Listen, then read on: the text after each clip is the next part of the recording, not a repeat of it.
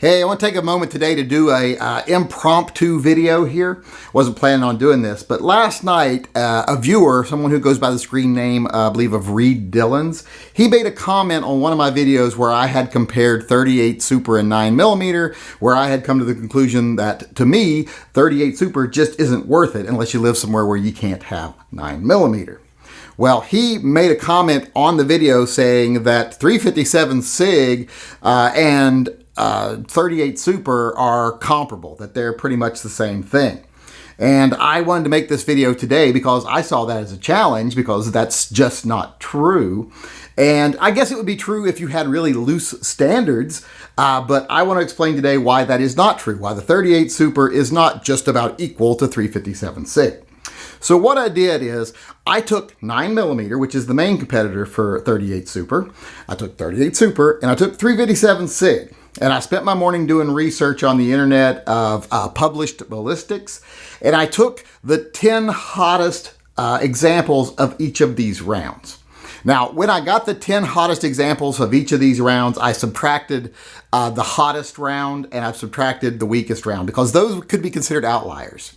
You know, if something is substantially hotter than the rest of the pack, that can be an outlier, could probably not be a safe loading. So what I did is I subtracted the hottest one, which that hurt 357 SIG more than anything, because the hottest one I found in 9mm was like 480. The hottest one I found in 38 Super was in the high 500s, but the hottest 357 SIG I found was almost 700 foot-pounds of energy. So when I subtracted the hottest round, it actually hurt 357 SIG's average the most. And like I said, I also took off the lowest one because, you know, there's pussy loadings in everything. So after I subtracted those, I then averaged the foot-pounds of energy at the muzzle for each of these rounds. And to make it fair, I stuck to 124 grain rounds, which is kind of a little bit of a limiting factor for 9mm, because, you know, that's a little bit of a heavier round for 9mm, unless you go up to 147. But 115 is probably more common. But like I said, to keep it fair, I did 124 grains for each round. And here's what I found. For the 9mm, what I found to be about the average for really hot plus P, I allowed plus P in the 9mm and the 38 Super. What I found was an average of about 465 foot-pounds of energy at the muzzle for the hottest 9mm I could find.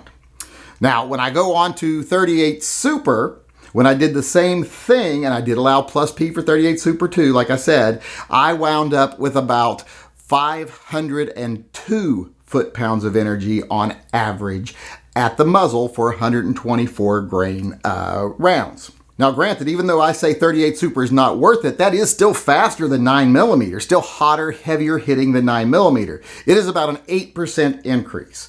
But to me, an 8% increase isn't enough to start buying a whole different type of ammunition, buying different guns to be chambered in it. I want to see at least double-digit changes. At the very least, I want to see double digits before I actually go to all that kind of trouble.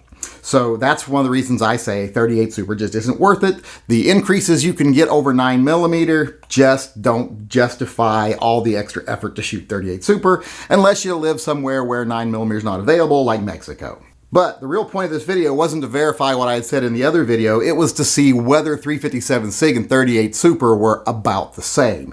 And like I said, they're not. Because when you look at the hottest 357 SIG rounds, average those together after removing the top and the bottom, you end up with an average of 604 foot-pounds of energy at the barrel. Now, this isn't plus P loadings, this is just regular loadings. I don't even know if you can get plus P in 357 SIG, but I bet you probably can. I'm sure someone out there loads them to a higher loading than the standard pressure. So when you look at the 357 SIG's numbers here and you compare it to the 9mm, it's a big increase over the 9mm. It's a 30% increase in energy.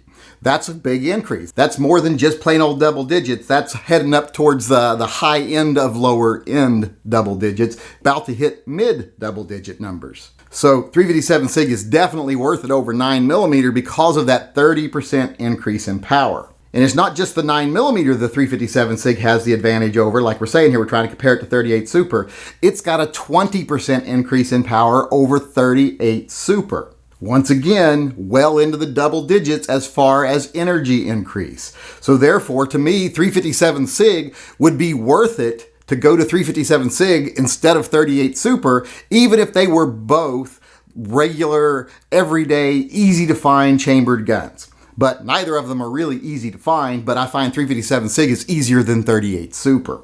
So if you live in America, where you can get 357 SIG more easily, and there's guns chambered in 357 SIG, it's easier to find on shelves at big box stores, gun shops, etc. I can't see any reason anyone would go to 38 Super over 9mm or over 357 SIG. And one thing I will definitely say is 357 SIG and 38 Super are definitely not the same. Hey, this is the Yankee Marshal, just reminding everyone out there that if you disagree with anything I say in any one of my videos, be it something political or tactical, I am going to give you the opportunity to come talk to me face to face instead of just having to put stuff in comment sections where someone might not even read them. You can come in one of my live chats and tell me off in person. You just have to send an email to shootingleftofcenter@gmail.com, and in the subject line of that video put slap the yank, and then I will get back with you and set up a time where you can come in one of the live chats and tell me off face to face.